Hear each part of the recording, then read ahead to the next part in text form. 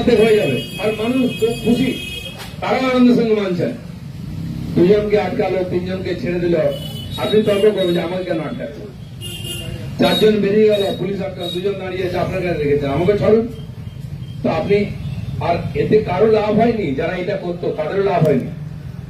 তাদেরকে বোঝা যায় যে তোমরা স্পেশাল কিছু, বিশেষ নাগরিক, কোনো বিশেষ নাই। মুখ্যমন্ত্রী ওই আইনের মধ্যেই আছেন, মন্ত্রীরাও আছেন, সবাই আছেন। সেজন্য এই যে অভ্যাসটা অনেকদিন পাল্টে গেছে, আর এটা আজ নয় 50 বছর ধরে চলছে সিপিএম আমল থেকে। যারা এই প্রজন্মের দুই প্রজন্ম জন্মগ্রহণ করে তো আইন জানেন না, আইন মানেন না, মানতে কষ্ট হবে। আমাদের ভাষা একটা কথা আছে, অনভ্যাসের টিকা চচ্চড় করে। হঠাৎ যদি চন্দনের টিকা লাগান আপনি, শুকিয়ে গেলে কপালটা টান টান ধরে চচ্চড় করে কিনা, তো কদিন একটু চচ্চড় করবে, নাহলে কিন্তু অসুবিধা হবে। অভ্যাস করুন। তো সরকার সবাইকে আগ্রহ করছে, বলছে, আহ্বান করছে সহযোগিতা করার জন্য, নিয়ম মানার জন্য, যাতে আমাদেরকে কষ্ট করতে না হয়। পুলিশের অন্য কাজ আছে। আমার মনে হয় 500-700 বেশি টিএমসি নেতা আছে যার বাড়িতে পুলিশ ছিল। এক একজন যত বড় ক্রিমিনাল, গুন্ডা, চোর, কাটমানি খোর, তার কাছে তত বেশি পুলিশ। সব পুলিশ করে নেওয়া হয়েছে। পুলিশ চোরকে পাহারা দেওয়ার জন্য নেই, চোর পাহারা দেওয়ার জন্য আছে।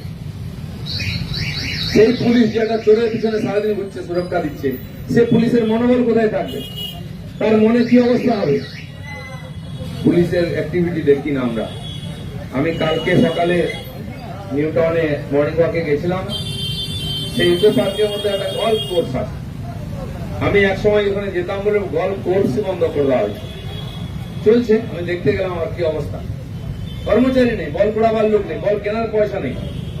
অথচ এক একজন, এটা সরকারি একটাই কোর্স, 50,000 টাকা, 48,000 টাকা ফিস বছরে, 100 জন কমপক্ষে মেম্বার আছে, তো 50 লাখ টাকা তো হয়ে গেল। কেন হচ্ছে না? সেখানে লুট হচ্ছে।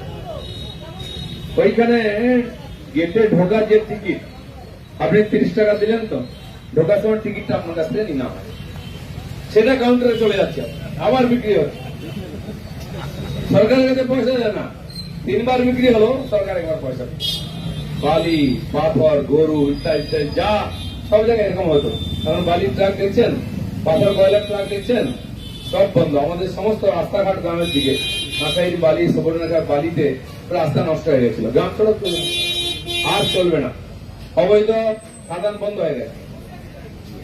তো এই যে চুরি, তো সেখানে আমি গল্প করতে গেলাম, প্র্যাকটিস করার পর বসে চা খাচ্ছিলাম। তাই একজন পুলিশ অফিসার ছিলেন, এএসপি, আমাকে পরিচয় করানো হলো যে ইনি অফিসার, ওই পাক শাখাতে ইনি লাঠি ভেজেছিলেন।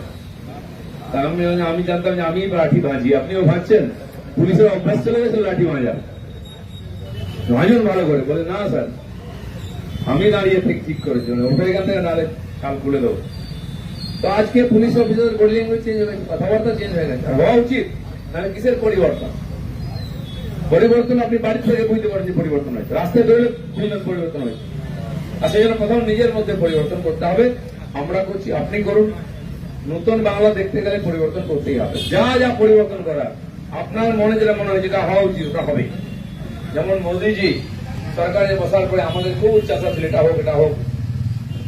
প্রথম আমরা তো অনেক বেশি করে, কোন সরকার এত ফয়সলা এত কম দিনে নেয়নি যেটা বাংলার বিজেপি সরকার নিয়েছে, আরো নেবে। তো সেটা একটু অপেক্ষা করুন, আপনি যেটা চাইছেন ওটাও আমরা চাইছি, এটা হবে। অ্যাডমিনিস্ট্রেশন ঠিক করতে হবে, টাকা পয়সা 9-6 তার হিসাব হবে। বিশেষ ইনকোয়ারি আমার পঞ্চায়েত ডিপার্টমেন্ট বলেছি, স্পেশাল অডিট করুন, কিছু ধরুন